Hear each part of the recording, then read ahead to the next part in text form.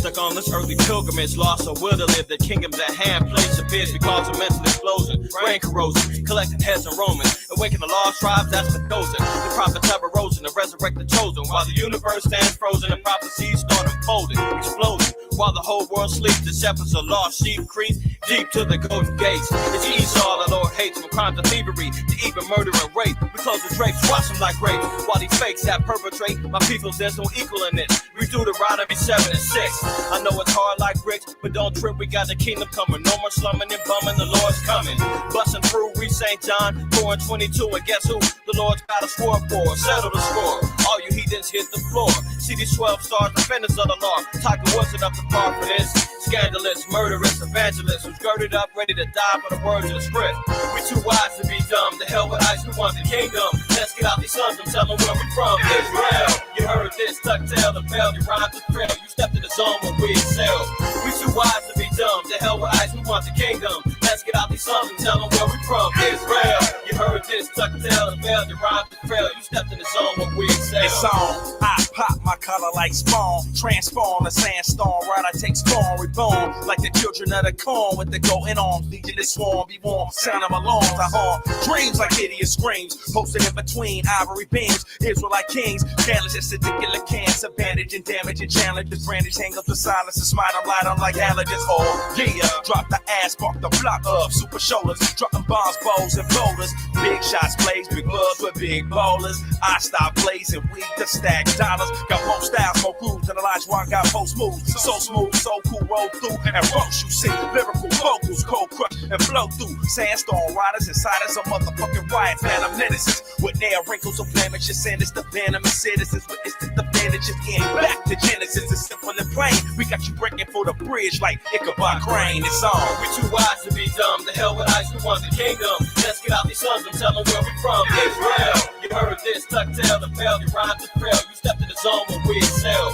We too wise to be dumb. The hell with ice, we want the kingdom. Let's get out these sons and tell them where we from. Israel, you heard this, tuck tail, the bell, you rhymed the thrill. You stepped in the zone when we excel. I represent the struggle for excellence. No one can keep alive. A ghetto survivor born in a generation of vipers. The venom be the backbite, hating individuals here. Snake slither and snare, we don't feel over here. Affliction is straight rough on a day, especially when you've been thrown in a pit of snakes. My breath intake big break, my mind state is like whatever it takes. I ain't off for the dough, let's get it straight. Now you wanna be bold, let the truth be told. Most of us don't know, we were sold like black gold. Niggas don't care, you rather get blowed. I ain't staying silent like tiptoes, I'm up early like the crow. Pain and discipline, souls together in game, rather than shattering stain. Build the talented main, banish the damaged and lane, ravish the bastards that claim, repping his thing. See what more balls and jock straps, more balls and crotch.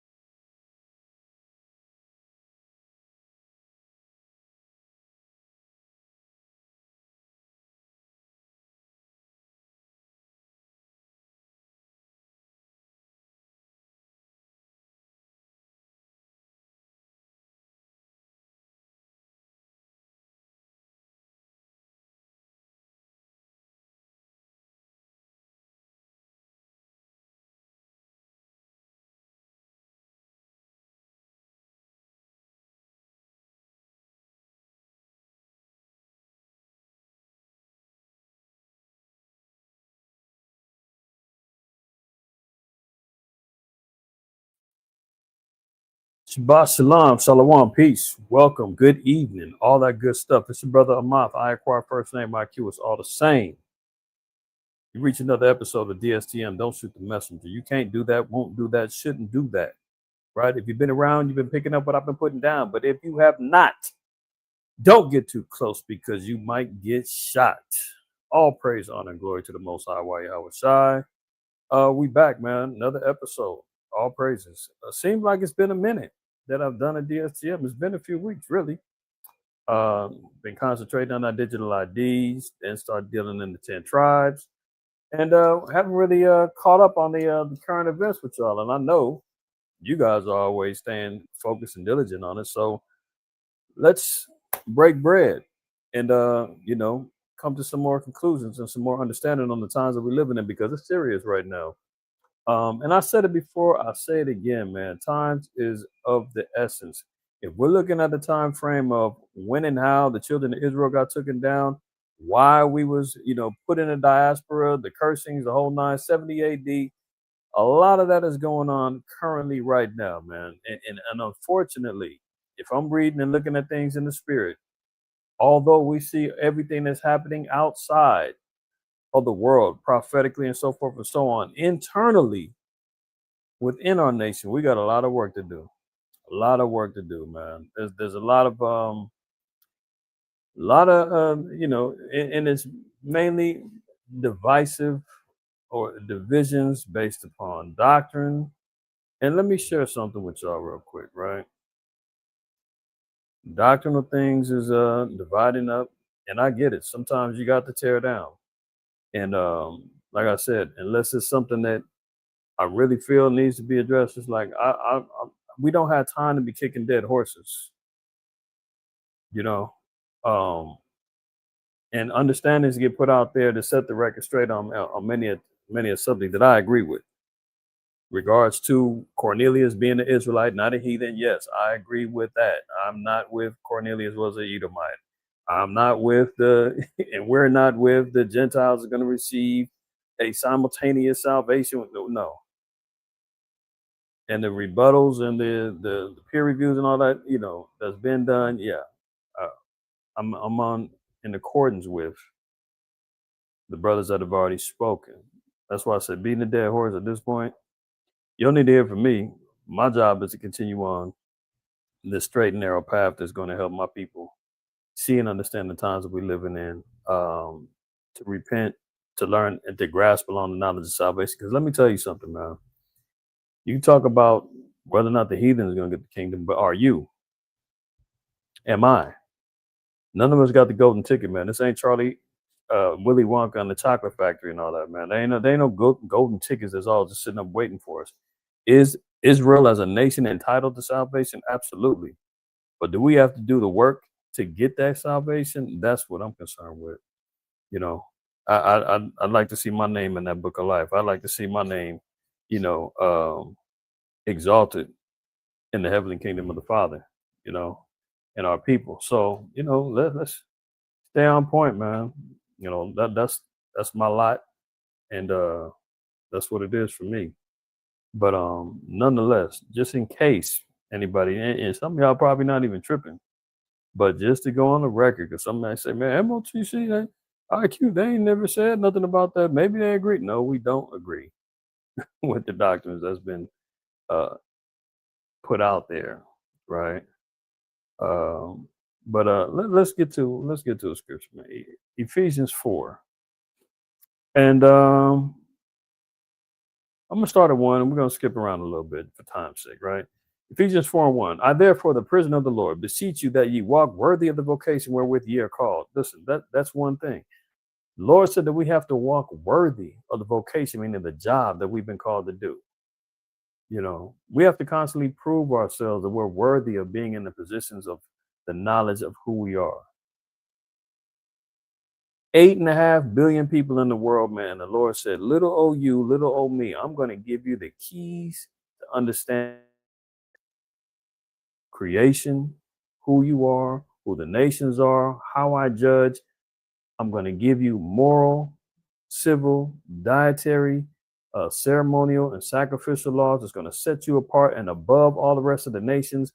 I'm going to give you insights regarding prophecies and when everything's going to crash down. I'm going to give you a head start above all the rest of the nation. I mean, for us to be blessed with that, many of us, will be considered not worthy, including myself. But for whatever reason, the Most High said, you have been predestinated to receive and understand this word, man. And you got to take this baton and run with it. And we constantly have to prove ourselves worthy of this vocation, man, worthy of this job. Because at any point in time, any of us can get fired. Continuing on, it says, with all lowliness and meekness, with long suffering, forbearing one another in love. See, that's a hard principle for our people to grasp onto. Lowliness and meekness, number one. You know, especially now we're in a climate where, you know, it's the internet has, you know, even when the scriptures tell us in what is it, 1 Timothy 3 about, you know, in the last days perilous times shall come and men shall be lovers of themselves. Like even the internet has presented that. And I've given this analogy many a times. And even within the Israelite community, it's become that, where the internet now and the fame that comes along with it and the money that comes along with it, the adoration that comes along with it, the ego that comes along with it, has us eating at each other's throats to say, well, my doctrine is more supreme and superior. My camp is larger than yours. Look at what we've got going on over here. Look at my new video production. Look at our editing. Look at our thumbnails, whatever, right? And the lowliness and the meekness gets left behind because but many brothers and sisters are looking to be exalted in this digital sphere that they call the internet, you know. But we have to still learn how to practice these particular principles of lowliness and meekness. Long suffering, forbearing one another in love. Yeah, it's frustrating for me as far as, you know, seeing what's going on within our nation, man. And being in this for so long, you know, you end up having to learn about long suffering and forbearing one another. You know, we always look at, and if you've been in this long enough, man, you'll see that certain doctrines and certain things are cyclical. They come around, they go around, come around, they go around, come around, go around. And we're in the spirit in the season now where now it's time to examine doctrine again. And some things are rising themselves up.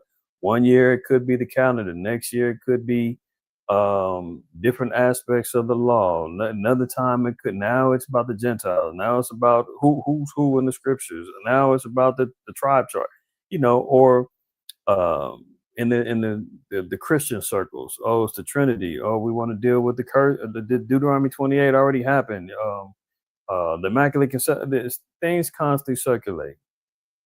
There's always things going on with the Kemetic community and going back and forth with them. That dies down. Then something else rises up. Up here comes Islam again. Up here comes Christianity again. Now, once we've knocked down many of those stumbling blocks for our people, speaking about, you know, Christianity is going to forever be a thorn in our side. But, you know, we've shown over the years that the doctrines that come out of that dogmatic system of thinking cannot compete with us scripturally. So what do? We turn on each other. When there's nothing else to eat outside, what do the lions do? You know, you start cannibalizing, and that's what we're doing in the spirit right now. So I refuse to, you know, I refuse to gnaw on and bite on, you know, my brother and my sister at this point right now. At this point, right? So we gotta forbear a little bit, right? But what do we got to do? Endeavoring to keep the unity of the spirit and the bond of peace. So, you know, practicing those things is very important.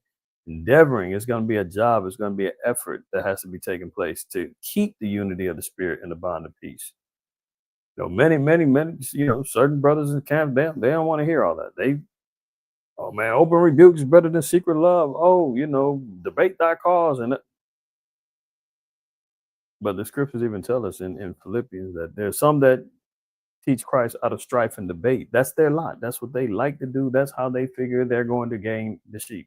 I understand that. So I don't deal with that. It's not mine, so to speak. But what we all been commanded to do is this right here. Now, dropping down, we'll get right to it. Now, verse 12 down to 14 says, for the perfecting of the saints, for the work of the ministry, for the edifying of the body of Christ. So there was gifts that was given to men. As we see in verse 11, tells us some are apostles, prophets, some evangelists, some pastors and teachers. All of these gifts and all of these brothers come together collectively, whatever camp, congregation you're in, whatever, are all systematically placed by the Most High to do what? Perfect the saints for the work of the ministry. Everybody's doing their work, everybody's doing their lot, right? But the whole goal is to perfect the work of the ministry of the saints and edifying in the body of Hamashiach. Verse 13, till we all come in the unity of the faith. So it's gonna have to be a collective. We're all gonna have to come together eventually. We're gonna have to figure it out sooner or later. Let me get one more tab open, Zephaniah 2. It said, till we all come, right? Zephaniah 2, 1 and 2. Gather yourselves together, yea, gather together, O nation not desired, before the decree bring forth, before the day pass as a shaft. So me, as a watchman, I'm looking to see, hey, look, the shaft is bubbling, it's lit, right? And this is the time that we have to be paying attention to, because guess what? The Lord said that his anger is going to come upon us. The scriptures say that judgment must begin at the house of the Lord first. So if anything, the children of the Lord, we're going to get our whoopings first before he's concerned about the kids outside. Before the decree bring forth, before the day passeth the chaff, before the fierce anger of Yahweh come upon you, before the day of Yahweh's anger come upon you. See, our job is to CYA. If you know, you know, right? Because the scriptures say we all have to come to the unity. It ain't just me and my camp, you and your. No, eventually we all gonna come. We all gonna have to figure it out. And the cold part is that many of us aren't going to either get it until it's too late, or it's going to cause. It's going to take a catastrophic, prophetic, divine affliction, oppression, so forth and so on, that's going to cause us to say, hey, look, whatever acronym camp you come from, I don't give a damn. It's about you, me, and your family, my family. It's just us right now in this situation. So you can forget about whatever you had going on at one point in time when you was rolling with your camp. Hey, we're stuck out here in this wilderness. We're stuck out here in this particular part of the city, and the earthquake done hit. Everything shut down. Most High made us bump into each other. We got to pull together and stick it out. You know, certain scenarios like that is going. The Most High gonna say, man, you gonna need each other when it's all said and done. Verse 3, seek ye Yahweh, all ye meek of the earth. See that? Which have wrought his judgment, seek righteousness, seek meekness. It may be ye shall be hid in the day of Yahweh's anger. So if you want to know how we're going to escape in one of the ways we'll be hid from said judgment, the Lord says seeking after righteousness, which is laws and the commandments, moving in meekness, right? And endeavoring to keep the unity of the faith, keeping it all together in the faith. Verse 13 again, till we all come in the unity of the faith and of the knowledge of the Son of Yahweh, unto a perfect man, unto the measure of the stature of the fullness of Hamashiach. So none of us have made it there. We're all trying to gain and move towards that perfection of man. It says, until we reach the measure of the stature of the fullness of Hamashiach. So we got a lot of work to do just by observation and seeing what's going on in it. My brother sent me a video a couple of days ago, and it be your own damn people. It's an Old Testament only demon that made an AI video depicting and using the image and the likeness of brothers from different camps that brother from WFI, uh, uh, Naquan. They had two of the elders from GMS. They had who else was on there? One of the elders of the generals at UPK. There was a few brothers on there, and they were trying to, manipulate. Uh, I believe it's Matthew 26, where Yahweh broke bread and said, "Here, eat. This is my body," and he gave them wine. Said, "Here, drink. This is my blood," and made them look like they were eating bread and drinking bottles of blood. Because the OT onlys love to say, "Well, look at this. The New Testament promotes cannibalism." So they had AI videos manipulating these brothers, make it look like they was eating and drinking blood, eating flesh of man and drinking blood as an AI video. And if you got a keen eye, you would have caught it off the rip. But some, that aren't really, too hip to looking for some of the things that happen within AI, might have got fooled at first. Like, what the hell is this? Tripping. But I told y'all a long time ago that was going to happen. AI was going to be used to manipulate and to persecute the saints of the Most High. Right. But in this go round, it's your own damn people that's doing it. The Antichrist demon, whoever the cat was, because at the end of the video, he gave his little spiel, and I didn't even really watch all of that because I was just like, this is some real foolishness. But when it's all said and done, it's your own damn people the one doing this, right? So even outside of that, we're looking at the work that needs to be done for us to become perfect men and women in this faith and measuring up to the stature of the fullness of Christ. Verse 14 is key, though. That we henceforth be no more children tossed to and fro and carried about with every wind of doctrine. At some point in time, you got to have 10 toes down, man, and you got to be grown in this thing. You got to be grown and not be infatuated by who and what everybody's watching on the internet and who's got the most live viewers and who's got the most views and who's the most entertaining and who's the most charismatic. And because you see our people getting tossed to and fro all of a sudden now. One point in time, brothers firm in their understanding regarding salvational issues, and now all of a sudden it's we don't think that's the case anymore. And then the sheep are scattering around saying, "Well, what is it now? I'm lost. I'm wrong." But many are saying, "Hell no, I'm not with it." So, that's where we're at with it. But the Lord said we can't be tossed to and fro, carried about with every wind of doctrine by what? The sleight of men and cunning craftiness whereby they lie in wait to deceive. So no marvel that these are issues that we see going on within our nation because it's here, right? But nonetheless, you got to deal with it. You got to stare it in the face. You got to understand what time it is, and then you got to say, okay, you know what? I see where we're in, what time we're in, when the time of Acts, when the time of the apostles and persecution and whatnot, right? And I'm not going to be tossed to and fro because I see what time it is. Let me get a couple more, and then we're gonna get to some of these current events, right? I'm coming in solid, man. Throw a 7 in the chat if y'all can, hear and hear me well. And I'm gonna continue on. Second Ezra 14, right? And we just got to seeing in Zephaniah 2. What do we need to be doing in these times right now? Because I'm gonna tell y'all, man, I said it last year, and I'm gonna continue making that mark as we continue on.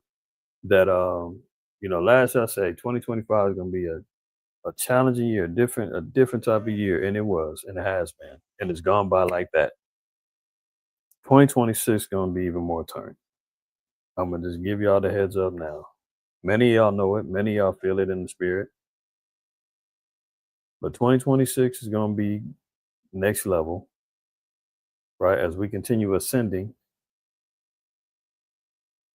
it's gonna be next level. Verse 13. Now therefore set thine house in order and reprove thy people, comfort such of them as be in trouble, and now renounce corruption. Let go from the mortal thoughts, cast away the burdens of man, put off the weak nature. You know, this is something we got to be keen on.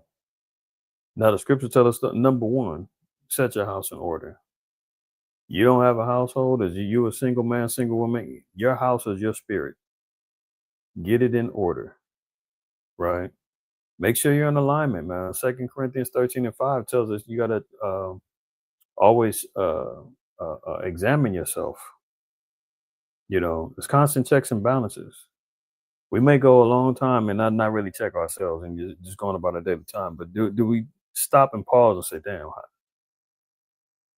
how am I hold myself in this truth, man? Am I still moving with the same diligence that I did, 2 months ago, a year ago, a week ago? Have I, renounced corruption? Am I still moving in the old man or old woman? Do I still have work to do within my own household?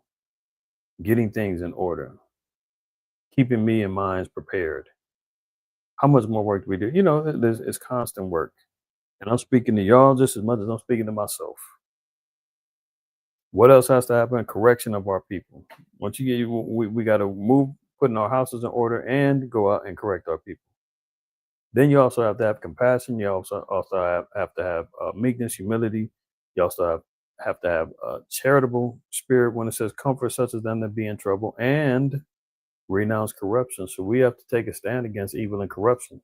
Can't sit back be complacent and just sit back and say that ain't my business. That ain't, it is what it is. All right, I'm out of here. Well, putting the blinders on. No. Let go of the mortal thoughts. We can't be worried about, what's going on in our lifetimes, or what's going on with our jobs, what's going on with this, the pressures and the stresses and the depressions and the anxieties and, the not knowings of what's going to happen, tomorrow. Yahweh told us, give no thought for tomorrow. Tomorrow's going to take care of itself. He said, look at the birds, man, the ravens. Are they worried about what they're going to eat tomorrow? They're not even tripping. They know they're going to survive the next day. We have to take on that same mind state. But when you got babies crying, you got bills to pay, you got things going on, and you saying, damn, the natural element of the spirit is to have you be worried and stressing and anxious and trying to figure things out. But the Lord said at some point in time, as the Christians would say, which I give them credit for this, let go and let God. Sometimes we have to do that. The book of Psalms 55, Christ said, excuse me, the Lord said, cast thy burdens upon me and I'll fight for you. Cast away the burdens of man, put off the weak nature. Sister's gonna have to take that second Maccabee 7. That woman had to take the stomach of a man that she's seen her 7 sons get put to death in brutal fashion, and still maintain her integrity with the law of the Most High. Right? The weak nature, man. One thing, man. Matter of fact, me and a couple of brothers was talking about it earlier. Brother Bayana sent the video regarding Elder Ariah from One West back in the day, and some other elders from House of David. And they were talking about the upbringing of them coming up in the truth in the 80s and the 90s, and how the elders over them was harsh and strict, and was armed brothers, but was fair and was loving, and was father figures to them. And you had to deal with it like that. And I experienced that as well, coming up in the truth in the early 90s, and maintaining. And one thing brothers used to always say, man, you gotta have tough skin. If you came in the truth in the 90s, and I'm sure in the 80s, you had to have tough skin. Brothers was no nonsense. Brothers was definitely super zealous for the truth and wasn't effing around. And if you had, if you was the slightest bit sensitive or had an effeminate way about you, it was gonna get sniffed out, man, and the hounds was gonna be on you. And there's a lot of that in Israel right now. There's a lot of brothers, man, can't take correction, can't take reproof.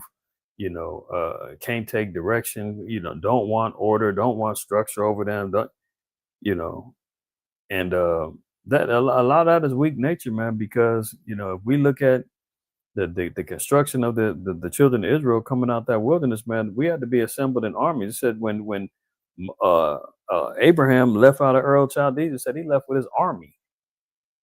We come from a militant, we come from a disciplined background. That's the legacy of our forefathers, man. We wasn't willy-nilly.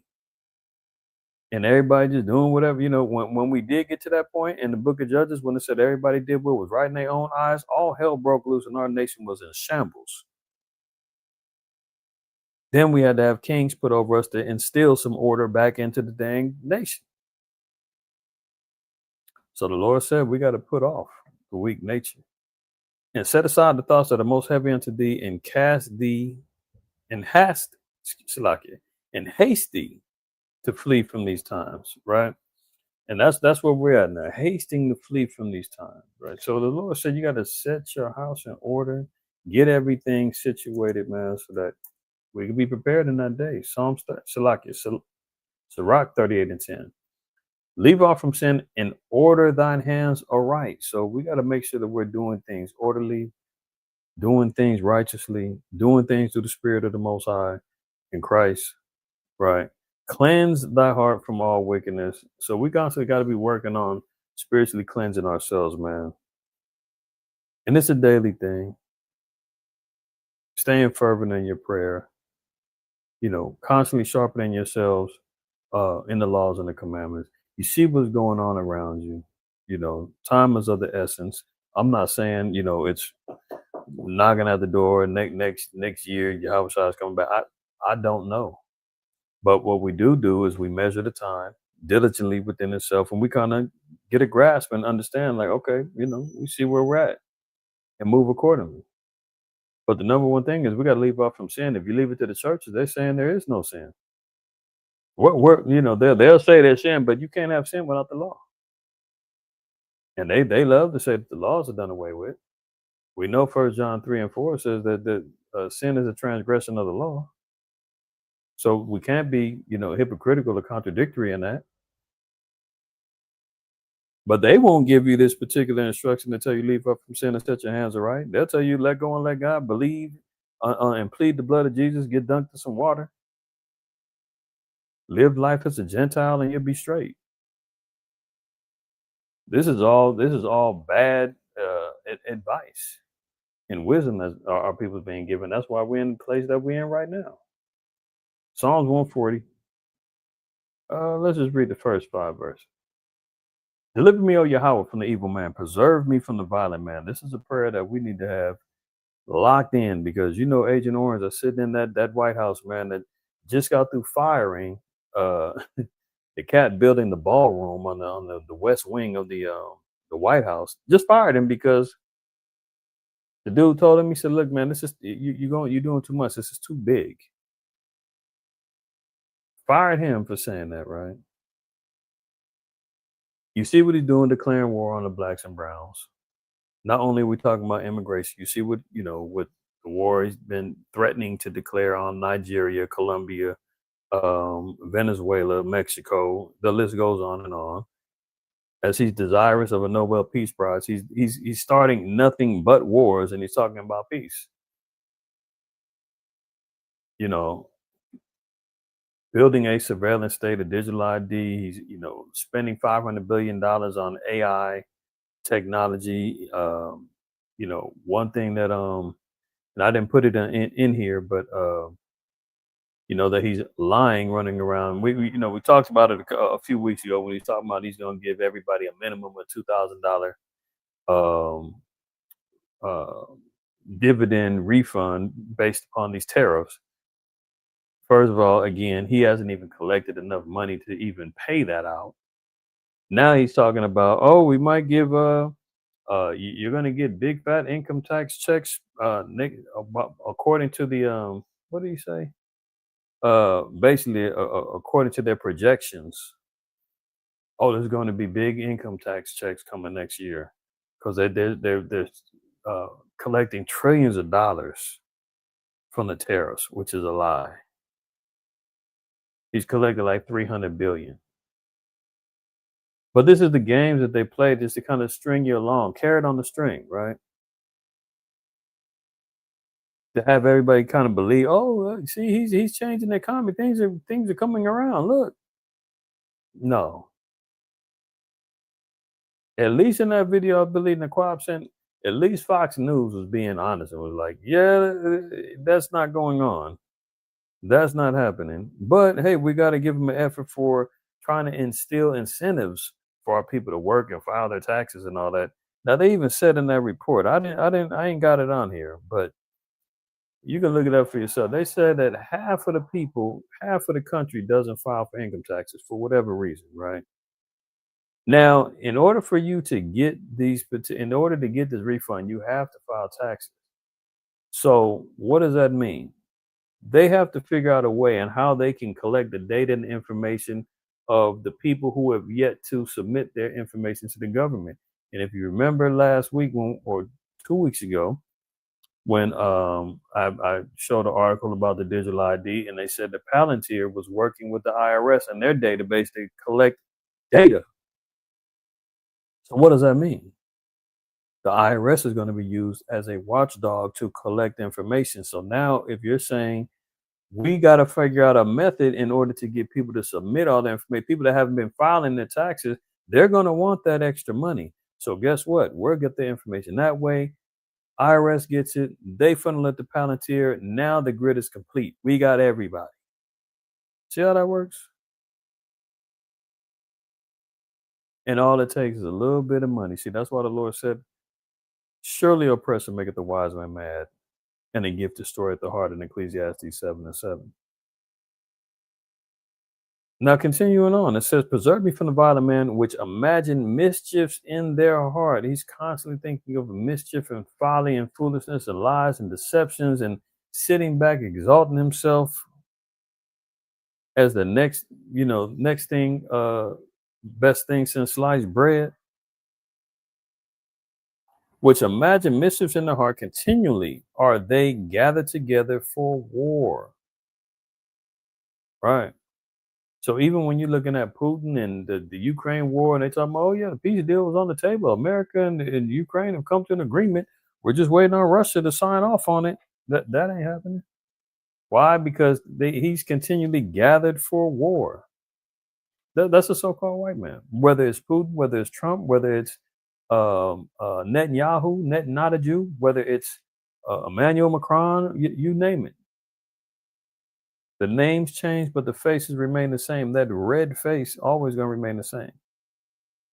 Verse 3, they have sharpened their tongues like a serpent, yet speaking forked-tongued madness, as usual. You thought Slow Biden was bad, man. Agent Orange is a close second. He's working on it too. I mean, he's even stumbling upstairs now. He's doing a whole lot. He's having some issues like Slow Biden too, physically. It says they've sharpened their tongues like a serpent. Adder's poison is under their lips. Stay live. Verse 4, keep me, O Yahweh, from the hands of the wicked. Preserve me from the violent man who have proposed to overthrow my goings. The proud have hid a snare for me and cords. They have spread a net by the wayside. They have set gins for me. Selah. Yeah, that's what they're doing. They're setting out a digital ID platform. They're creating a B system that's going to have everybody tracked, traced, surveilled. Everybody's going to be replaced by AI. I'm sure some of y'all have seen some of the videos, the reports. Some of the whistleblowers that have left the Silicon Valley sphere that are out saying, hey, I was part of that and I had to get out of there because I see where it's going. It's wicked as hell. The AI. Somebody hear me yelling at the rooftop saying, guess what? It's out of control. I went into it thinking it was cool technology, thinking it was going to help everybody. Now I see they're doing it to replace everybody. And it's a winner take all situation to where this nation is working on their version of AI. That's why Agent Orange said that we have to be the leader in AI and tech. I'm dumping $500 billion on it, man. We can't let Chinese get a hold of the the narrative. We can't let the Russians get a hold of the narrative. Whoever controls the tech controls the future, and that's what they're doing. Those are the snares. These are some of the snares, man. Let alone the lies, the histories, you know, everything that's been out there, the religions, the false doctrines. All of these particular snares and cores tie us down and to have us be separated from our power. All right. Let's start off. So hopefully, man, everybody understands where I'm coming from, and we'll get to some of these articles.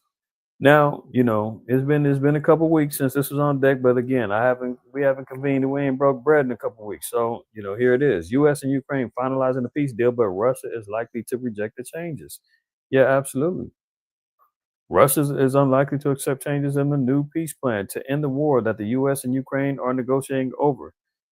Says analyst, even the U.S. Army Secretary Daniel Driscoll is in the United Arab Emirates meeting with the Russian delegation, and Ukrainian President Volodymyr Zelensky is expected in the United States in the coming days. As nothing has come of that.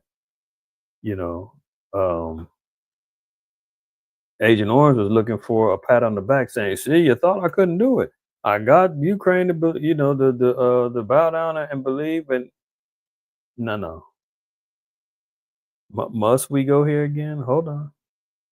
Must we go here again? Let's go to 1 Thessalonians 5. Y'all know where we're going.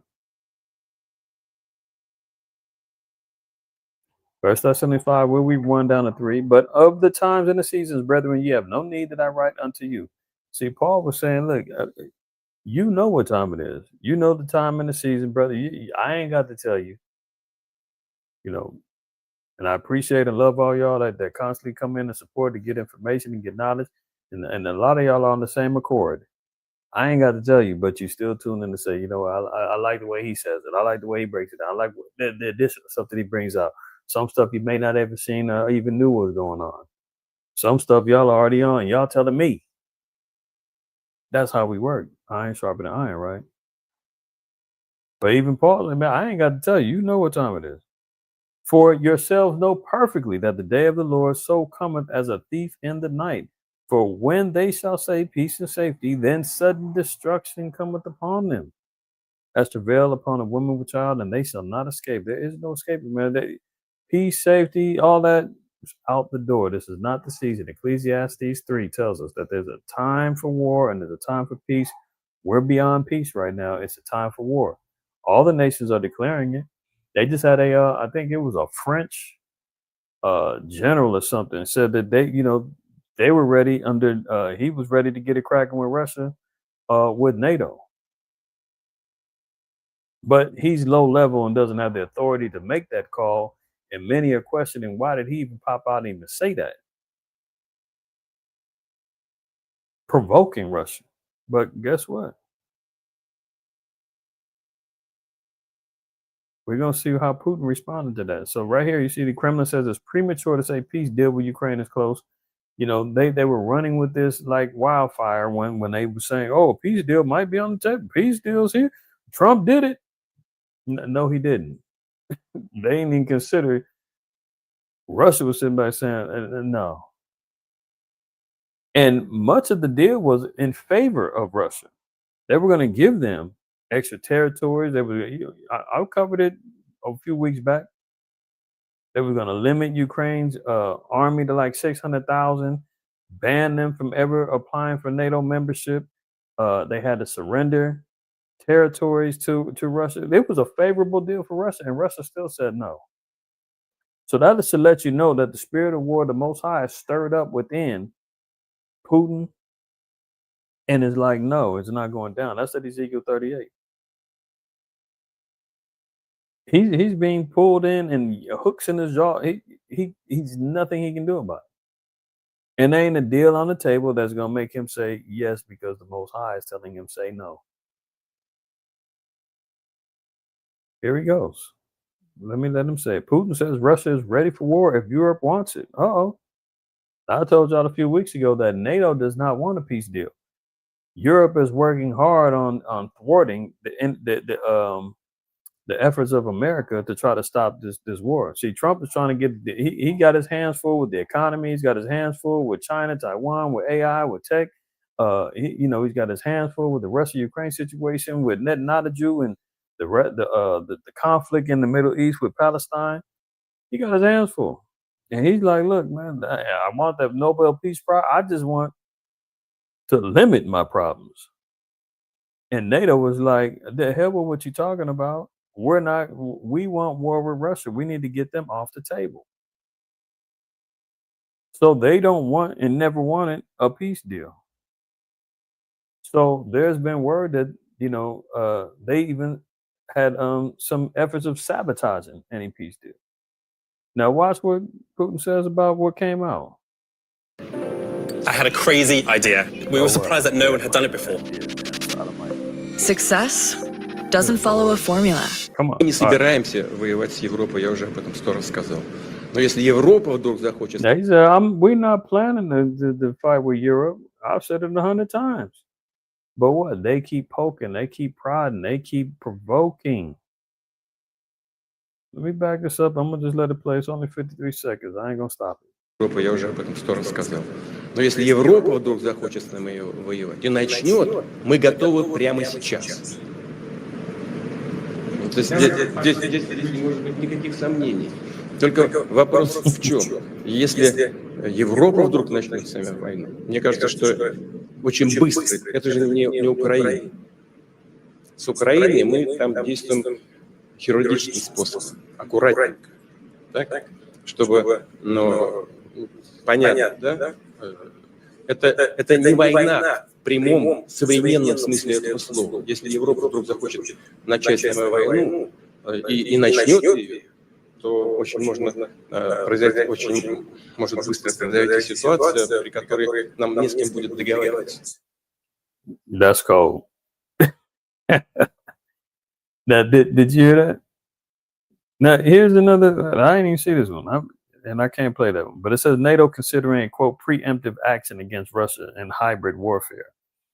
So this is what was on the table and has been on the table. This is the preamble before World War III really cracks, right? Because Putin was hearing this chatter about NATO considering preemptive strikes. So he said, look, I already told Europe, we don't want no smoke, man. Just leave us alone and we'll be cool.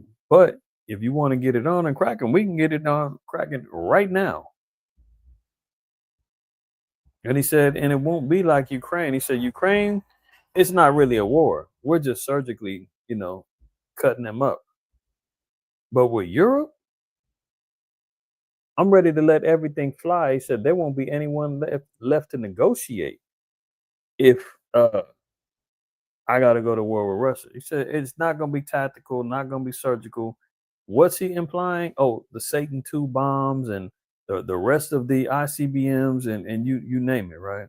And then America's got to get involved because of Article 5 in NATO, but America has even been on board and even Trump has been saying that he's not going to honor Article 5 and get involved if it goes there, which is going to lead to Revelation 17, where it tells you about the 10 horns hating the whore and going to burn her up because that's what's going to end up happening.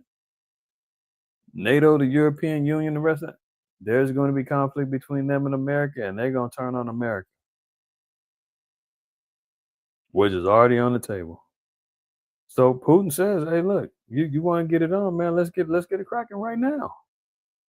If not, get out the way, because I'm not going to play with you. One ICBM, one nuke can destroy all of France. France is like the size of the Midwest here in America. That whole thing could be gone. Shout out to my people out there in London and the UK. My beloved brothers and sisters out there. But even that is a targeted area, man. They saying they wiped that out with one fell swoop. Germany, a lot of the European nations over there is on conscription. They're over there drafting right now, getting prepared. We've been covering this for a little while now, but now he's on record. Putin is on record saying, if you want to get it cracking, man, we can get it on right now. And NATO is like, oh, okay, hold on. We got to double back. We got to talk about this because they ain't ready for it. Oops, lucky. So when we see stuff like that, let's go back to Job. Job 31, we're going to read verse 3. It says, it's not destruction to the wicked and a strange punishment to the workers of iniquity. Right? See, this is how we know that inevitably the nukes, the destruction, the so-called natural disasters, everything that's being unleashed here on the earth right now is all punishing the wicked. The Lord said he's angry with the wicked every day. So this is why we're not going to see peace deals. We're not going to see an end to the drama that we're seeing throughout all the nations, because the Lord said destruction must come to the wicked and strange punishment to the workers of iniquity. See, isn't it I think it's the Wisdom of Solomon, the 5th chapter, where the scriptures say, man, that the nations are going to be amazed at the strangeness of our salvation with terrible fear. Wisdom of Solomon, the 5th chapter. See, that's part of the strange punishment to the workers of iniquity, man. When you see them chariots coming, scooping up blacks, Native Americans, and Hispanics with beards and dresses and fringes on, and being pulled out of the fiery quagmire that's going to be left of America, man. They're gonna say that's the strangeness of their salvation. You see now Esau talking about the 3-eye atlas. Oh, it's got a propulsion system. Oh, we're hearing a pulsating like a heartbeat on it thing. I mean, they're doing a whole lot with that thing, man. They're doing a whole lot with it. But nonetheless, one thing for sure, two things for certain, the Bible definitely speaks about the chariots and the quote unquote UFOs, or what they call them now? Aerial I forgot what they calling them now. They ain't calling them UFOs no more. They're calling them aerial identified objects. I forgot what if one of y'all remember what they calling IFOs now. We call them IFOs, identifiable flying objects. They say it's unidentified. We identify, but they calling them a something. I forgot. But anyway, the Lord said there's going to be a strange punishment to the workers of iniquity, man. So you talking about annihilation and destruction? People scratching their head saying, that's strange. Why would God do that? I thought God loved everybody. No. It's going to be strange to you because you don't understand the power of our Father, and we don't understand his judgments and how he operates, but not for the rest of us. Proverbs 24:2. It says, I'm going to read 1 and 2. It says, be not thou envious against evil men, neither desire to be with them. See? Making a separation from evil people and wicked, and there's nothing wrong with that. That's why the Lord called us to be set apart from these nations, man. We're not even supposed to be intertwining and dealing with them on anything outside of business-related matters, man. You ain't supposed to be hanging out and chilling with the Lord. Said, man, you better separate yourself. Because the Lord said everyone that's found with them is going to be thrust through. And you can't be envious against their evils and what they're doing. Look what they're getting away with, man. I'm going back into the world. Brother done fell out the truth, man. He making more money than he ever did. Yeah, that's because Satan sat back and said, here's your reward. But guess what? This is all I can offer you. But when judgment time comes, you ain't going to have nothing but the lake of fire and destruction coming to you and your soul. Hope it was worth it. Can't be envious of evil, man. You see brothers out there doing all kind of evil and wickedness and they getting away. No, you can't be envious of that. Stay on your path. Carry your lot. Carry your burden. Do what you need to do to continue on. Unidentified aerial phenomenon. There you go. I appreciate you. Unidentified aerial phenomenon. See, that's Esau, man, always trying to change up the damn acronyms and narratives, drawing confusion. It's like, man, what are you changing from a UFO anyway for? Just to throw out some more damn confusion. Unidentified aerial phenomenon. Whatever. Now, continuing on, it says, be not thou envious against evil men, neither desire to be with them. For their hearts study of destruction and their lips talk mischief. That's that's the legacy of the so-called white man. They study study destruction. That's why the Most High said he created the smith in Isaiah, because that's his thing. Esau living by the sword. That's what he studies. When you see how he plummeted and pillaged the Americas, the doctrine of discovery, the papal bulls set out by Pope Alexander VI and the rest of the wicked popes, right? Their heart study of destruction. That's all their mind is focusing on. Destroying economies, destroying people's homes. Right now we're seeing it's just about the haves and the have-nots right now. You're seeing even athletes now complaining about how hard it is to survive off of their salaries. What was the guy? OBJ, Odell Beckham Jr. had the nerve to pop out and say $100 million ain't enough to live off of. In the midst of people losing SNAP benefits, people robbing food banks in Detroit. I mean, what are you talking about? You can't survive off 100 million. Well, after 100 million, after taxes, it's only 60 million in it. Nigga, are you crazy? You cannot say that in the climate that people are in right now. You're making and made, and because you blew it, it is what it is. But you're not even that, not even him. But I've been seeing athletes talking about them living check to check just like everybody else, but the overhead that they got, the taxes that they got to pay. You just seen what's the brother from Bud Crawford? And I didn't even know this.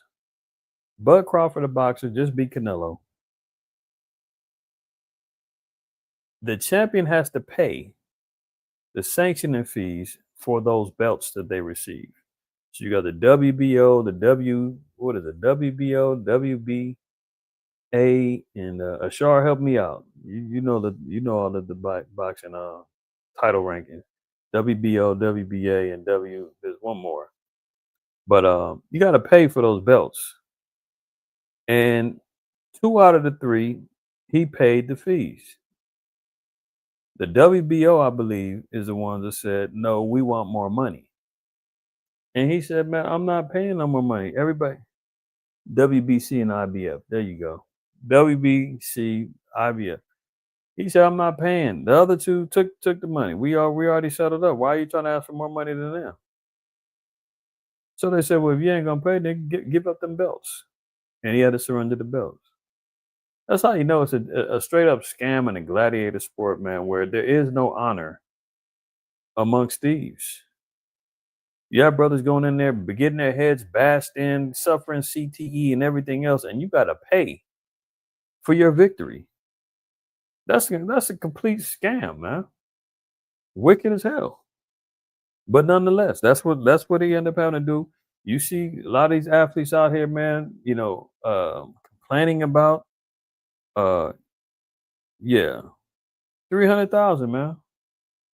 And then you had old coon, what's her name? De La Hoya. And De La Hoya has been caught cross-dressing and doing coke and all kind of stuff, man. He should just be quiet.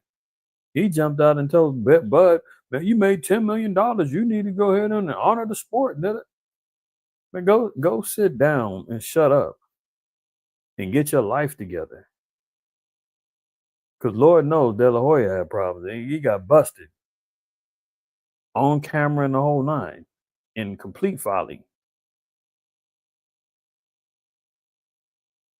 But this is Esau, man. All they do is study destruction and their lips talk mischief. This place is wild. So here he is studying destruction. He said, man, if you want smoke, come get it. We ready. Now, look at this. Several hundred Russian soldiers are said to be deployed in Venezuela along with at least 1 general.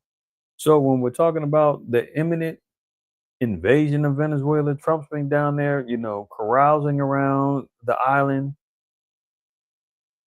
sending ships into the Pacific,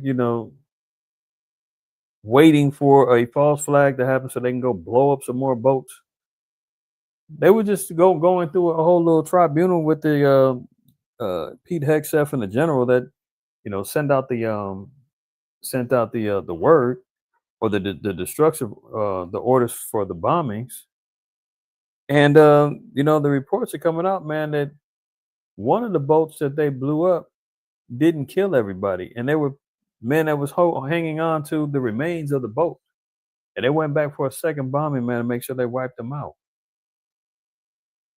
Leave no witnesses, right? I mean, this is the type of folly the so-called white man is into. But guess what? As we talked about before, Russia has Venezuela's back. I did see an article though, where Putin told Venezuela, man, you on your own. We backing out. Let me see if I can find that.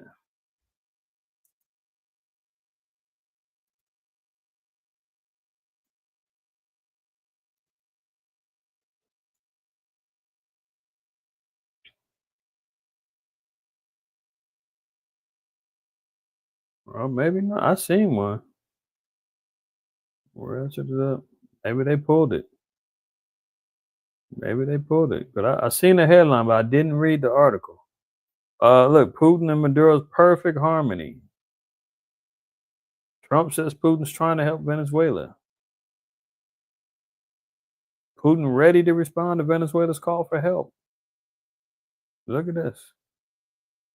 And now the word is Russia's already got troops down there and generals down there, help training and getting them ready. This is why Maduro told him, no, I ain't going nowhere. Because Trump said, man, you better get up out of there. Get up out of there. We're going to give you a chance to take you and your family up out of there, man, before we take over and start bombing. And he said, man, I ain't going nowhere, man. I'm going down with the ship. Matter of fact, the bear got my back. Trump continues banging war drums against Venezuela without ever taking any real action to make good on those threats. Currently, around 15,000 personnel have been repositioned to the United States Southern Command's area of responsibility. It's taken months to achieve this. In the meanwhile, Venezuela's regime, as led by socialist Nicolas Maduro, has had time to disperse its military assets and to call upon its allies to send reinforcements. Yeah, what was it? Earlier this week, Trump said there was a no-fly zone over there in Venezuela, man, get ready. But Russian soldiers is down there too now. So, this could be something that could even spark a greater war or greater conflict between America and Russia.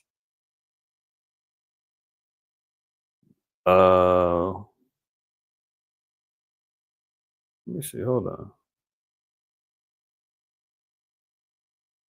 Is this the one? Because I had a couple of different PowerPoints, and some of them had the same information, some didn't. It's lucky, y'all. Let me see. I'm just looking at how these were ordered, and might not be.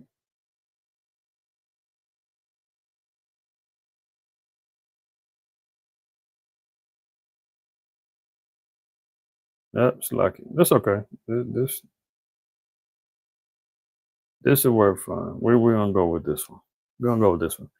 Now, economically, man, that's why I said strap up, get ready. Next year is gonna be interesting. Agent Orange is out there promising everybody the world. He's gonna open up the floodgates. Money's gonna be flowing out of his butt cheeks into the palms of your hands. Somehow, some way. I don't know how, when there ain't no money. But look here, more Americans are getting their power shut off as unpaid bills pile up. Well, if you've been listening to me for a little while, I've been saying, hey, you want to make sure that you got a little backup power just in the event. Lights get cut off, rolling blackout, you can't pay the bill, whatever the case may be. You got a backup generator, you got, candles, flashlights, you got something in the house that's going to make sure that you got some power. You got, you even got small little solar chargers just for phones. So you get the phone off, man. You $8 out. Matter of fact, throw y'all a bone real quick. Give me 1 second.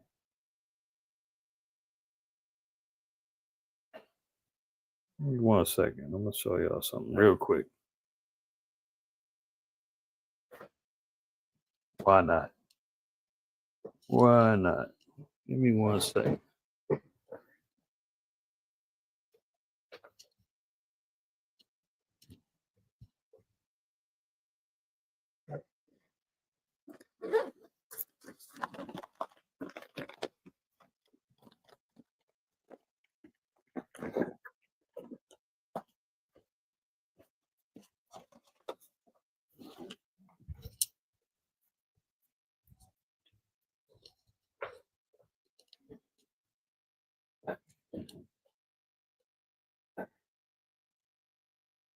All right, Slucky. All right, so look, not a paid promotion or nothing, right? You see this little thing right here?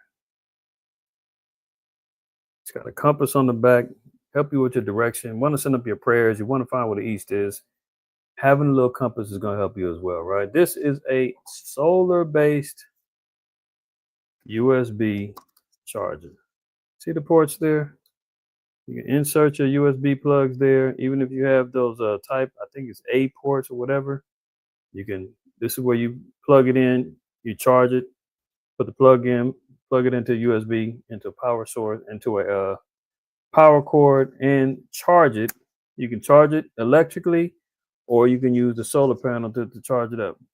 Also has a little flashlight. In the event that you get caught out there in the dark, see that? You got your alerts, right? All of the above. Now, why do I bring this out? Because this is just one little power source that can help you in the event of emergency. So your power goes out, whatever the case may be. You know what happens with our people, man. People can't live without the phones. You can't communicate, whatever it is, right? Make sure you at least have this. And why do I know that this is important, man? Love my brothers and sisters, man. But when we was out there in Tabernacles, man, you know how many people was running to me to charge their phones up? IQ, can I use your charger? Can I use your charger? I need to charge my phone. And I'm sitting back like, yeah, okay, here, come on. Yeah, plug it in. And it's all good. That's what it was there for. But hopefully in the minds of my brothers and sisters out there, they're saying next year or next time or right now, I need to make sure I'm prepared so I have these things in the future in the event that I need them. Don't wait until Tabernacles. Don't wait till the lights get cut off, and what? Don't wait until something goes down and you're sitting in the dark for 2 or 3 days. Have your stuff ready now. And this ain't but maybe $20 at the time when I bought it. And I got a couple of them. A few years back, they was maybe about $20, right? That's just a small little thing, but just something to keep in mind, because guess what? First thing people are running to is looking for their phones, or maybe even uh, any other small electronic, a tablet, things like that. This will charge it up. It may take a little minute, but it will keep your power going when you have little devices that you need in a time of crisis. That's a little PSA, a little wisdom for y'all, all right? And I'm advertising a little something. But nonetheless, let's get back to it. But if we see here, and we see in this article, man, a number of people's lights and power has been getting cut off because they can't afford the bill. And during the wintertime, man, them bills go getting up there. I don't know what the hell the power company be doing, man, but they be adjusting the rates for the seasons. Whether you're using the same amount or not, them rates go up. And if y'all notice in your bills, you're gonna see wintertime, and generally, depending on your area where you're living, you're gonna use the heat a little bit more because it's cold out or whatever the case may be. If you're in a place where it's hot, you're gonna use your air conditioning a little bit more than normal. However, either way, I know that they be raising up the rates. I just got a notification, an email about my power bill going up 13%. Just on some, because environmental changes and things have caused us to have to go up on your bill starting October.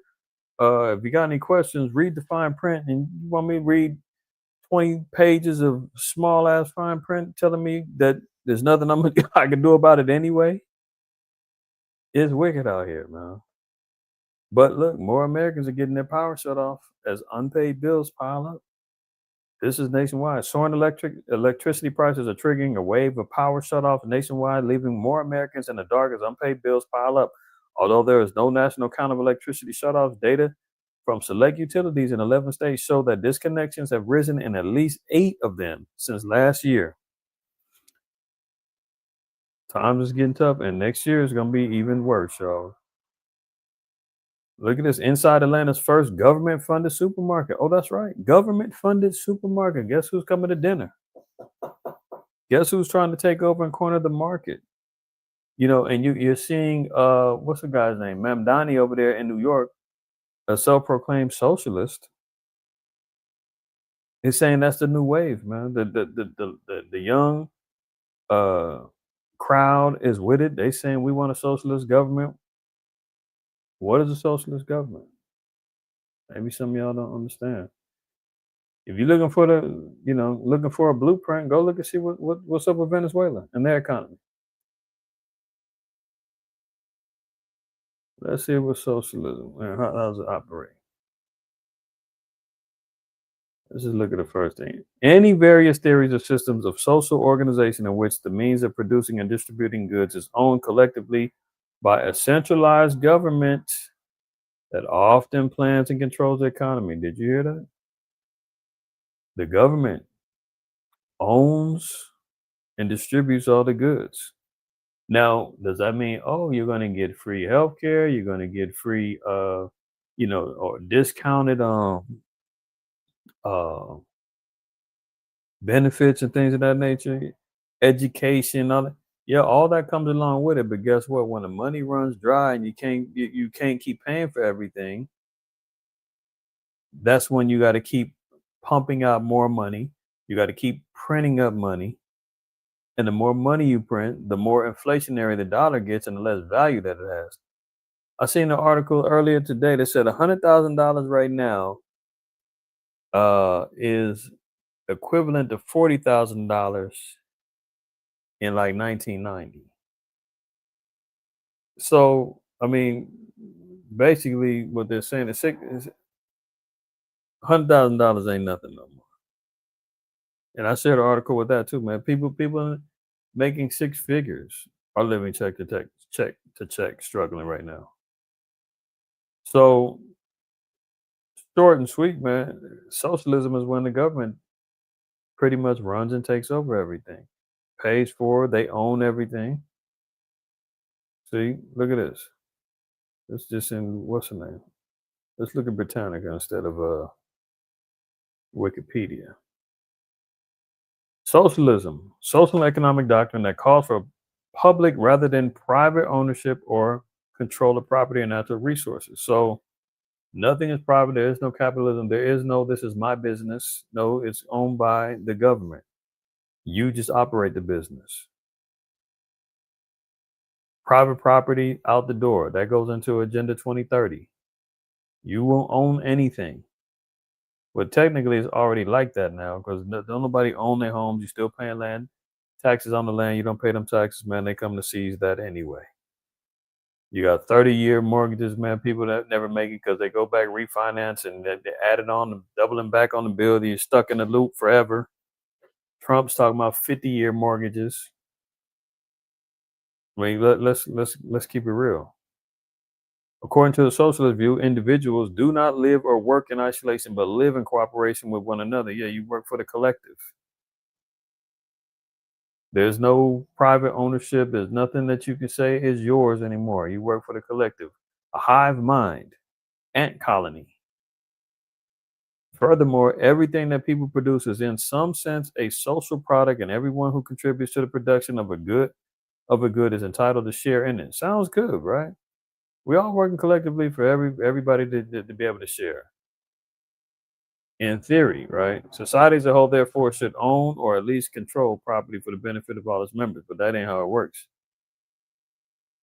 The government controls and runs it all. They set out the projects, the people work it, and then they, divide it up. But then when they can't pay for it all, when they can't sustain it, They print up that money, and next thing you know, it's invaluable. And you see people out there in Venezuela making purses out of the dollar because it's not worth anything.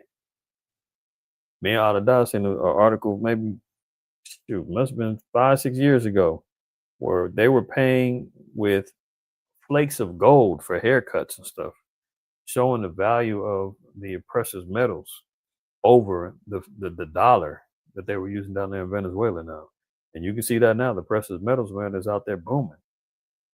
The dollar's going down, crypto's bad, but the metals is still riding. So Atlanta, first government-funded supermarket. Goal is for the store to become profitable without any government subsidy within 3 years. So they're saying, look, it's government ran right now. If we can get it cracking and moving profitably for over the next 3 years, the plan is to cut the contract. But let's look a little bit in this article, because here's the key. When you start getting government funded supermarkets, how far away are we from 15-minute city? Digital ID provided resources. Your local supermarket now is owned by the government, it's funded by the government, and it's going to be qualified for you to enter in via your digital ID. Remember the Dollar General up there in the mountains of Colorado, I think that was in? And they had nobody working in the store, had 100 cameras in there. You go in, you scan your ID. People went in there, scanned everything that they needed, they walked out. And they got billed through their digital wallet. Similar concepts, right? See, they're teasing it and throwing it out there in your face. They're showing it to you slowly but surely. When the Azalea Fresh Market opened this summer, it became the only supermarket to operate in this city's downtown in 2 decades. Did you hear that? So they're putting it in food desert areas. 20 years they didn't have a supermarket in downtown. Now they throw it in there, but guess who owns it? Guess who funds it? To make that happen, the city contributed $8 million in cash and other grants. Now, this 20,000 square foot store is the beginning of what officials hope will be more publicly funded but privately run supermarkets to come. The goal is for the store to become profitable without any government subsidy within 3 years. The city is already aiding with the construction of a second planned store 6 miles away, expected to open next year. Atlanta officials spent years trying to lure major chain grocery stores to neighborhoods that don't offer residents big supermarkets with fresh, healthy food. City officials said the partnership was necessary because large private operators have been reluctant to open a store in poorer neighborhoods. So look who they are targeting. They go into the hood and say, man, well, look, Ralph's, El Super, Kroger's, whatever, they ain't trying to go over there. So we got to fund our own. So Atlanta city officials saying, hey, if we can, I'm sure they had to raise the taxes, build up this little cash fund. They got some grants. They got up, $8 million to open up this get this government funded supermarket going. And they're saying, hey, once we're profitable enough, we can pay that back and we can get you off our backs and we can operate on our own. That ain't going to happen. The so-called white man is not letting that go. They ain't giving out grants. They ain't going to let control go to let niggas have their own grocery stores. That's out. Look at here. Publicly funded and government-run grocery stores haven't always succeeded. A city-funded grocery store in Kansas City, Missouri closed recently after 10 years and $18 million in public investment, with its nonprofit operator citing crime and a dwindling number of customers. See that? So they already been trying it, but it always ends up failing. And then when they end up losing out on $18 million investment, they're saying, oh, it's because of crime and people wasn't going to them. So good luck, Atlanta. They taking that money from the government and the government's funding these places. And I'm pretty sure the government's going to end up having some influence on what can go into them stores too. They saying fresh and healthy food. Negroes don't know what that is. They be down there eating Frankenfoods and GMOs all damn day with a fake label saying organic. Naturally grown. Yeah, well, come on. That's a whole nother thing. The labeling is a whole nother scam and thing that they do. But nonetheless, I digress. We got more. Outrage bills as Franken milk made in labs prepared to hit U.S. grocery shelves. I mean, what else can there be for the milk drinkers? And I know many of our people don't even mess with it, but there's some who still drinking it, who need it or whatever. But know what's out there. Franken milk. You got the Franken foods with the GMOs out there. Years ago, I did a class about death on the plate and all of the corruption that goes on within the food systems and all that. And just search the history if you ain't seen it. Go look on the channel; it's there. I mean, when the scriptures say, man, y'all know the scripture in Ezekiel 4. Ezekiel 4 and let's verse 13. We'll get right to it. And Yahweh said, even thus shall the children of Israel eat their defiled bread among the Gentiles, whither I will drive them. So part of our cursings, part of our scatterings in the diaspora is us to be amongst the Gentiles, and we're eating defiled bread wherever we go, right? I mean, this man has made it his life's mission to make sure that the food supply, air, water, everything is compromised. I mean, if we're not eating of faith, I mean, of course, we're going to follow after the law. Leviticus 11, Deuteronomy 14. Apply the faith. Read the labels as best you can. Trust what you can. But at the end all be all, the Lord said, yeah, you're going to be eating your defiled bread amongst the Gentiles, man. I mean, they're over here spraying the air with toxic chemicals, chemtrails. The fallout is hitting the grass. The cows are eating that. They're the same ones as, organic, grass-fed. You dig what I'm saying? The fallout's falling on them. They eating it, the whole nine. Oh, but they were humanely killed? Yeah, okay. What's in them? Then why are the damn cancer rates going up? How come, intestinal and gut issues is at an all-time high? You understand what I'm saying? So, look, even in Mark 16:18, it says, they shall take up serpents, and if they drink any deadly thing, it shall not hurt them. They shall lay hands on the sick, and they shall recover. So when the Holy Spirit, comes upon the elect and those of us who the Lord, spares through his grace and mercy, man, the Lord said, we're going to drinking deadly things and still going to be surviving. That's why so-called white man gets so frustrated with us. He's saying, damn, same way in Egypt. The more they afflicted us, the more we grew. He said, man, I'm doing every damn thing to get rid of these people, man. I'm dividing and I'm conquering. I'm, poisoning the food, the water. I'm hitting them in the air. I'm knocking them upside the head with vaccines. I'm doing everything I can to get rid of them and diminish their population, but they still keep coming. That's only the Lord. So, outrage bills as Franken milk made in labs prepares to hit U.S. grocery shelves. Yeah, and the FDA is already, sanctioned lab grown meat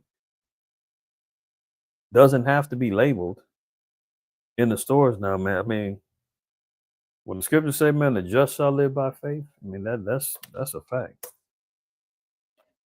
A Frankenstein-like milk that comes from lab-grown mammalian cell cultures is just months away from being sold in U.S. grocery stores, but is already facing fierce resistance. Dubbed Unreal Milk. Unreal Milk, Impossible Meat. What's the other one they got? They got Impossible Burgers and they got, Beyond Meat. Beyond Meat, Impossible, Unreal. I mean, what other descriptive names can you put out here for these foods, man? Dubbed Unreal Milk. The new beverage is not produced by real animals, but comes from large lab tanks called bioreactors that use special animal cells which produce the same proteins, fats, and carbs found in regular cow's milk. Yeah, so you see it's not produced by real animals. The same way that Bill Gates, you seen him over there with his recycle machine translating raw sewage and poop into drinking water. I played you that video, and the cat, after they gave it to him, man, I told him drink it. He was like, yeah. And I can't remember in the video if he drank it or not. But nonetheless, even if he did, how do we know that was the actual water that came from the damn machine? But anyway, the makers of the milk alternative Brown Foods plan to start selling Unreal milk in stores in 2026 with public taste tests happening now. Watch that milk, y'all. Continuing on. Trump signs Genesis mission order that directs Energy Department science agencies to embrace AI. So next level. Energy Department now going to be controlled and ran by AI. AI is going to co-opt the energy system. Now you see why all of these smart homes and smart meters are on the new homes now, so it can interface with AI. Oh yeah, you didn't know about that? The smart meters that's in your homes, listening and watching, and regulating your temperatures in your homes and all this. All right. President Donald Trump signed an executive order Monday at the White House that launches the, quote, Genesis mission, which directs science agencies such as the Energy Department to embrace artificial intelligence. The order is expected to accelerate scientific breakthroughs in critical areas such as pharmaceuticals, energy production, and engineering. According to Politico, one source told the outlet the program will be particularly funded through the One Big Beautiful Bill Trump signature tax and spending measure he signed into law earlier the year. From the founding of our republic, scientific discovery and technological innovation has driven American progress and prosperity. Trump wrote in the order, today America is in the race. Listen to this. Is in a race for global technology dominance. That's why I said earlier. The whistleblowers that's coming from Silicon Valley that was in all these tech fields and building AI that bounced out of there, and they said, man, that they're trying to do something we didn't sign up for. And there's a race between nations. And whoever wins is going to control everything. Prophetically, we know that America is going to win because that's why this place is going to need to be destroyed. Remember, I said this is going to be the place of every foul and hateful bird. Everything's going to be flowing out of this place. Today, America is in a race for global technology dominance and the development of artificial intelligence, an important frontier of scientific discovery and economic growth. So there you have it. AI now is going to be part of the Energy Department. They're talking about building pharmaceuticals with AI, energy production and engineering. So that's, the production that's going into the smart meters and all that other stuff. So there you go. More on this. White House defends pardon of ex-Honduras president convicted of drug trafficking. Did you hear that? I thought Trump was declaring war on drugs. He's the new Ronald Reagan. Didn't he say that? He's going to declare war on all the cartels. He's going to get rid of all the drug dealers. Meanwhile, he's pardoning a couple of GMO small hat, AstroTurf, fake fraud small hats. One of which I believe, what did he do? Got into it with somebody at the synagogue, had some, I don't want to know if it was PDF charges, but I forgot. But I remember covering a couple of them. Another one got caught up with fraud. He did like 10 years, got out, and then committed fraud again for like $200-some million. Now he's pardoning ex-Honduran president convicted of drug trafficking. Now he's pardoning a convicted drug dealer. But I thought that's what he's fighting down there in Venezuela. You see,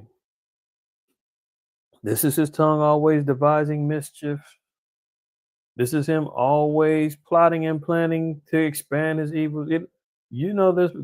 This cat, man, from what I was hearing and reading,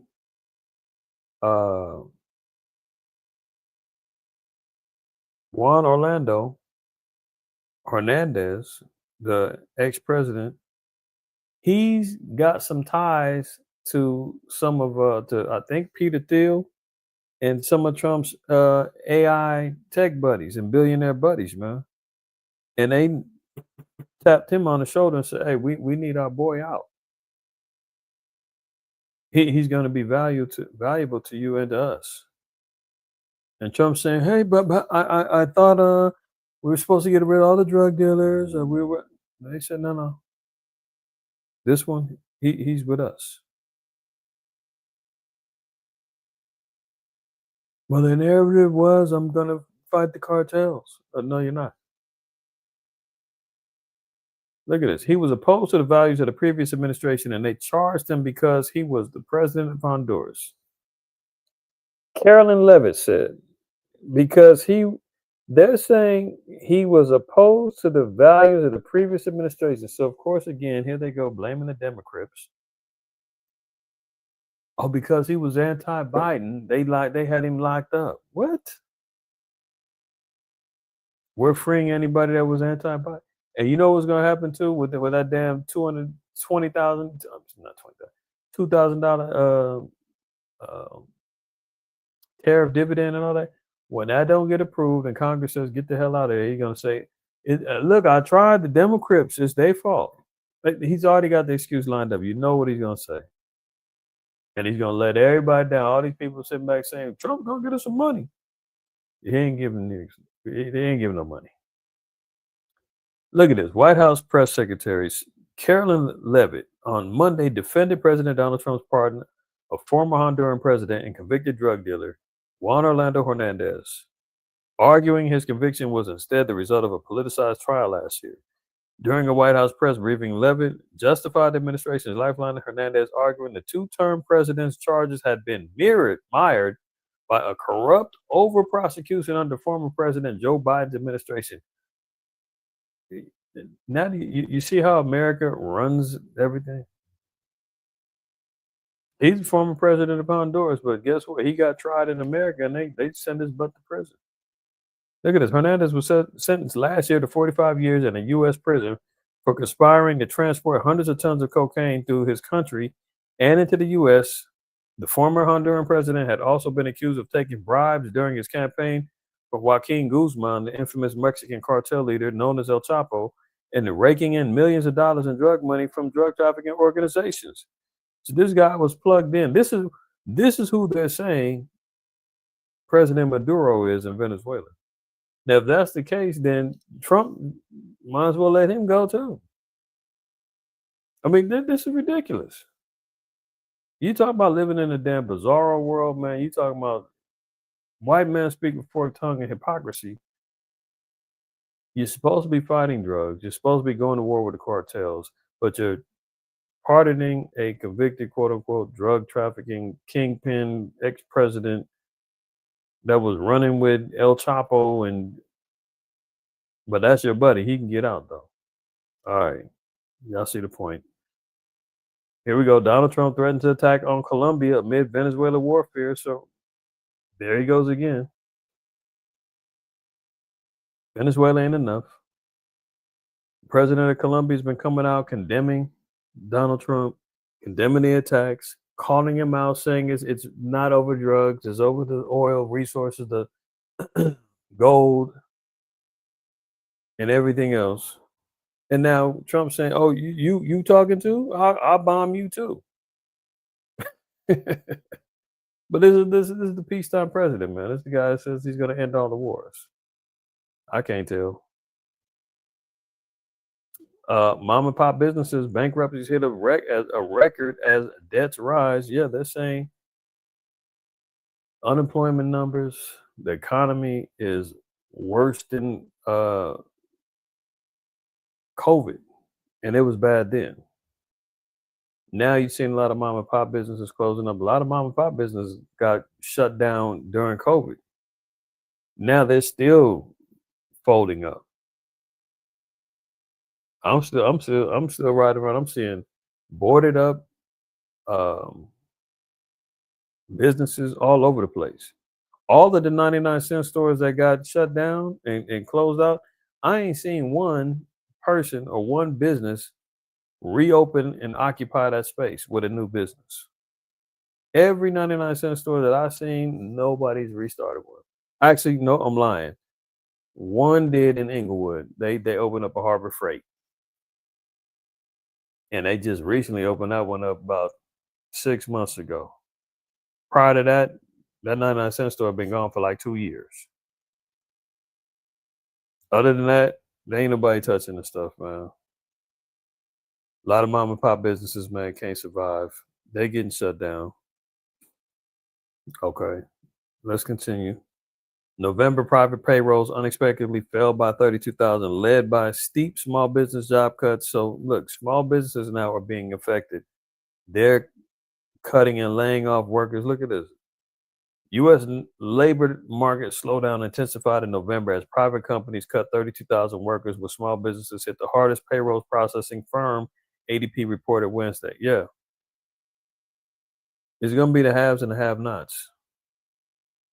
That one time when you had your own business, your own restaurant, your own clothing line, or your own little coffee shop, they getting ready to shut all of that down. And a lot of businesses, man, unfortunately, are losing their lifetime, dreams, their investments, everything else gone. Because the climate economically is squeezing them to where they can't afford to survive. Inflation, the cost of the food supplies, everything else, supply chains, the tariffs, it's costing them too much to operate. Medical benefits now, prices are going up. A lot of these jobs, man, they can't afford to pay benefits for these workers no more. They're trying to cut the hours down so they ain't got to pay benefits and put people on part-time. When that ain't working, they just got to get rid of people. So, if you got the large businesses laying off and shutting down, you know the small ones is. Look at it. Extreme carnage. Crypto investors lose 800, what is this? Million? Trillion? Let's see. That's 100,000. 100 million. $800 billion. This is like, this is foolish video game money, really. You're talking about at the touch of a button. All investments that you have in crypto could be gone, and then exactly that's what's been happening in a month. $800 billion. Remember, I've been talking about anybody that's in crypto, you see the Bitcoin, everything else is continually plunging because the economic confidence that they have in this place, man, is dwindling down. But they have to shut it all down because they need what? A great reset. They got to have a whole new plan to come back and build back better, as Slow Biden used to say. Agent Orange says he's going to make America affordable again. Well, how are you going to do that? You're going to have to shut some stuff down. You're going to have to crash some things. You're going to have a balloon. And I ain't talking about that goofy game show or whatever they little dating show. The economic bubble is going to pop. Look, it's a bloodbath out there right now. On Monday alone, crypto investors lost about $200 billion in just 24 hours. Overall, crypto investors have lost about $800 billion over the last month. In this article, I want to try to explain why this is happening, what's coming next. You see, the truth is out. The truth is that the era of easy money is ending. For a long time, investors could borrow yen at ultra low interest rates and use that money to purchase cryptocurrency and make amazing returns. But now Japanese bond yields are going nuts, and all variations of the yen carry trade are starting to unwind. So it's starting over there in the East with Japan, China. They're and a lot of them countries, man, China, they're over there hoarding and trying to buy gold and silver. Now they're even talking about how silver now is unattainable, and that's why that price is going up. The rarity of that, the silver exchange that runs through London, they're not pulling in the silver like they used to. So a lot of this stuff, man, is just it just writings on the wall that an economic reset or economic downturn is probably going to be happening sometime in the near future, sometime next year, maybe 2027. Who knows? One thing's for sure, two things for certain, man. Everybody and their mama saying something's going to crash sooner than later. And right now we're seeing, the crypto markets taking strong hits. What's this? Let me see. Let's look at this. They've been talking about the SNAP benefits, right? Everybody worried about SNAP, back when the government was shut down. Now that it's back on, it's starting December 1st.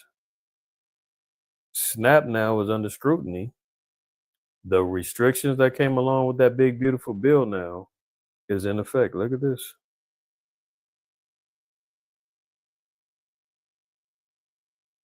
Slakia. Food stamp reform, when all of America saw what thing which became.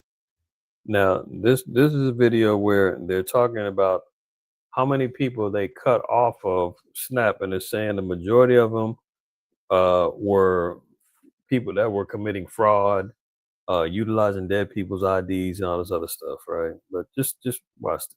Thing which became very much a part of the national conversation during the Democrat shutdown was SNAP reform, food stamp reform. When all of America saw what so many of us know and have been working on, but when you have so much rampant fraud in a program that 42 million Americans participate in, now a big good piece of news that I hope is written about, since you became president, about 800,000 of those 42 million have moved off of food stamps. So she's so happy. She's so gleeful. She's smiling. She's so happy about they didn't cut off 800,000 people from EBT. Now she says these are all fraud. 800,000 people were getting SNAP via fraud, is what they're saying. Whether it's from, like I said, people using dead people's social security numbers and all kind of other stuff. So she's saying we got rid of all the fraud people now. This is going to save us money. Which is hopefully the plan, with better jobs, higher wages, et cetera. But still, when we found 186,000 dead people's social security numbers being used, 500,000 people receiving benefits more than twice. We had a couple of people receiving benefits in 6 states. In February of this year, we asked for all the states for the first time to turn over their data to the federal government, to let the USDA partner with them to root out this fraud, to make sure that those who really need food stamps are getting them. So yeah, I mean, are there people out there finessing the system? Absolutely. But did you see what she said? Now we're pleading for all the states to submit all the information to the government and let us take control. It won't be state run anymore. It's going to be government ran. You need it, you got rolled through us, right? Let me back it up one more time so you can make sure you caught that. She But said also to ensure that the American taxpayer over their data to the federal government, to let the USDA partner with them to root out this fraud, to make sure that those who really need food stamps are getting them, but also to ensure that the American taxpayer is protected. Oh, how admirable of them. So not only are they worried, but people worried about the government shutdown, right? But now they're worried about, hold on, this damn creature. I didn't want to see him yet. Look at this. Matter of fact, let me switch this up. I had this on here, and yeah, let's look at this. Slacky. So as of December 1st, so not only did they already say, okay, well, we swept through 800,000 people, we cut off a SNAP. Now we got the new regulations coming in. Now, if you're gonna qualify, you want it. Now we've got a whole new way for you to attain to get it. Here we go. Major SNAP benefit law changes related to expanded work requirements and age limits took effect on December 1st. So it's in effect already right now. Key changes. The primary changes focus on able-bodied adults without dependents and impose stricter eligibility rules. Expanded age limit for work requirements. The upper age for individuals subject to the ABAWD work requirements has increased from 54 to 64. Adults in this age range must now work. Did you hear that? You're 54 to 64. They said you got to get out there and either work, be in training, or volunteer for at least 80 hours a month to receive the benefits. So That's 20 hours a week. You say that's not that bad. Well, guess what? There's no job. The job market is slim and none, and slim is out of town. So you might as well forget that. Train where? You're just telling another, 40 some odd million people, they all got to go scrap and fight for the same damn things. I mean, I don't know if the government is offering free training programs to get them into, or you got to go out and find your own. Volunteer where? So you're telling people we're cutting you off, and you're telling people, well, you can still get it, but you're gonna have to go out here and do these particular things. But those things really are, hard to come by. Essentially, they're gonna be cutting people off and leaving them out there in the cold. Change dependent child exemption. The exception for parents or household members caring for a dependent child now only applies if the child is under the age of 14, a change from the previous limit of under 18. So, parents or a household caring for a dependent child now only applies if the child is under the age of 14. So, once a child turns 15, them benefits is getting cut. It used to be 18, you get no, 15 they cut off. Removal of certain exemptions, previous temporary exemptions for veterans, individuals experiencing homelessness, and former foster youth between the ages of 18 and 24 have been removed. So if you were in foster care between the ages of 18 and 24, you still was getting snapped. Now they're saying you're cut off. Once you're 18, out of foster care, you don't qualify for EBT no more. Veterans, homeless, they cutting Jakes off, man. Or tell them they either got to go out and work or train or volunteer somewhere. These new rules apply immediately to new applicants and the current recipients when they reach their next recertification date. States begin enforcing these rules on or around December 1st of 2025. And I believe they said for the people that weren't able to qualify or didn't get these things, they said they would be able to qualify to get benefits. I think they said 3 times in a span of a year or 2 years, something like that. But essentially, they barely gonna be getting anything if they're unable to do the work, train, or volunteer. They're getting cut off, but then they said they'll give them like one every 3 years. They'll qualify one for 1 month every 3 years. Some madness. Either way, it's gonna be hard as hell for people to survive. Look at this creature. Some of y'all seen this, but here you go. Oh, this is the man of the cloth. The man of the cloth. Look at his cloth. You see him? Me this morning, and they asked for me to tell you all that they do not support me and that they have chosen their convictions and their beliefs over supporting their child. Their convictions and their beliefs. So his parents told him, man, you a damn sodomite, man. A transformer. We're not supposed. It's not their beliefs. It's what the Bible says. Everyone gets nervous when there's a special announcement from the pastor. Did you? He's the pastor. Christianity, Catholicism is COOKED. Cooked. I'm not leaving. Hold on to that. Listen to these goofies talking about amen. I'm going to hold you to it. So rarely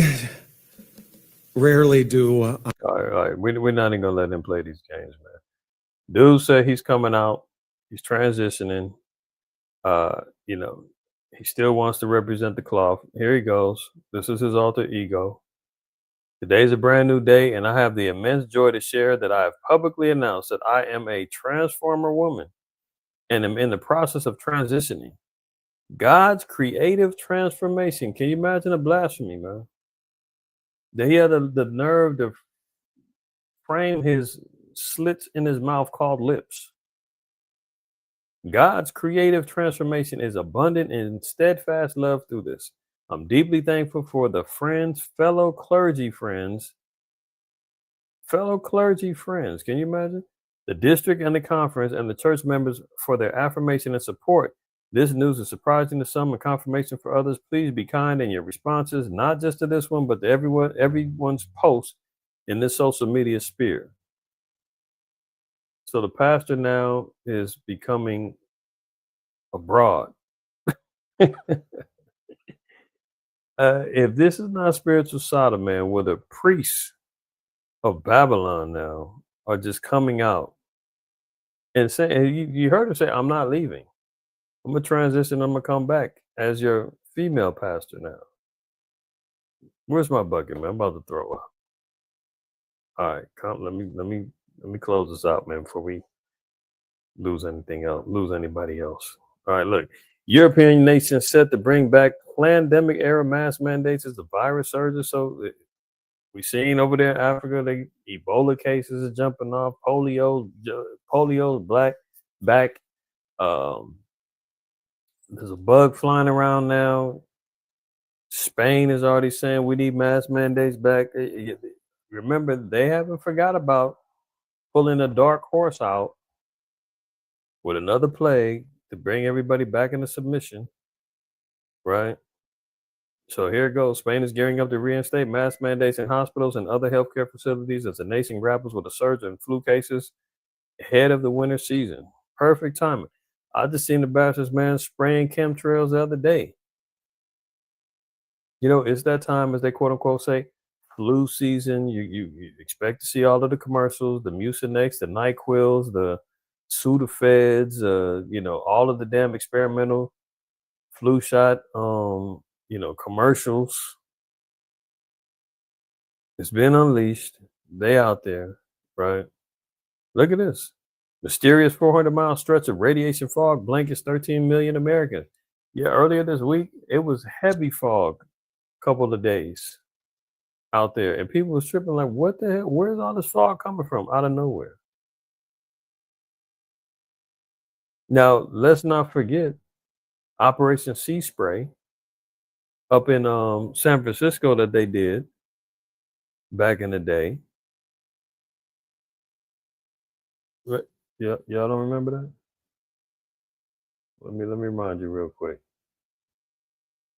quick.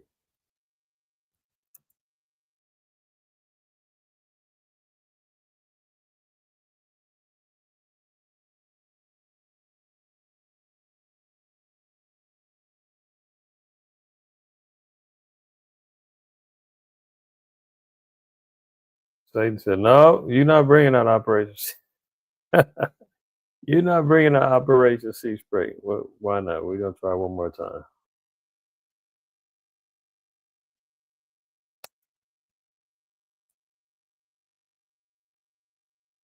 We can't let them win, y'all. We got to keep it pushing. Let's look at real quick. Operation Sea Spray was a 1950 U.S. Navy secret biological warfare experiment in which Serratia marcescens and Bacillus globigilli bacteria were sprayed over San Francisco Bay Area and California in order to determine how vulnerable a city like San Francisco may be to a bioweapon attack. There has been speculation that the experiment may have contributed to one death and at least 10 illnesses, but no link has ever been demonstrated. I mean, we know about Avon Park, Florida. We know about what they did in St. Louis. You see what's going on with the AI tech centers being built down there in Louisiana. I believe in Mississippi. People are coming up with cancer, dying. Our people being exposed to harsh chemicals, radiation. And this was a fog-like spray that they was letting out in San Francisco. Now here we go again. Salakia, where's that article at? Here we go.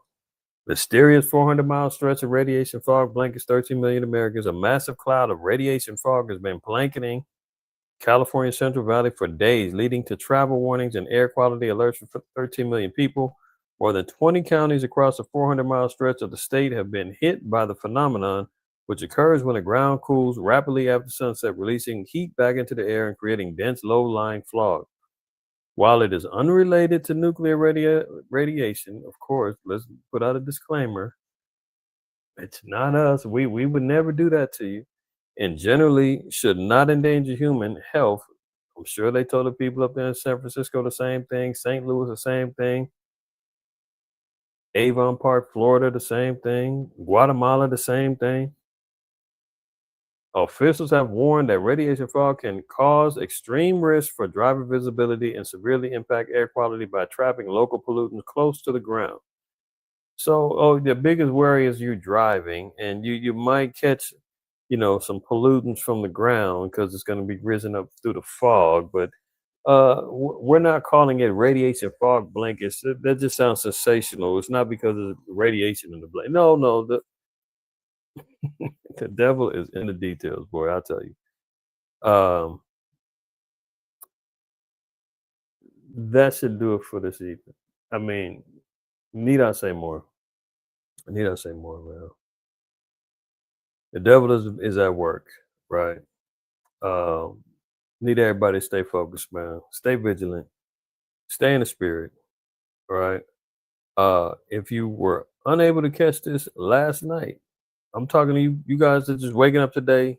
You guys are just now realizing, it's Saturday, it's Sabbath, and the daytime, you're like, oh, shoot, I was asleep last night. I didn't know. I was watching, some other brothers last night. All good.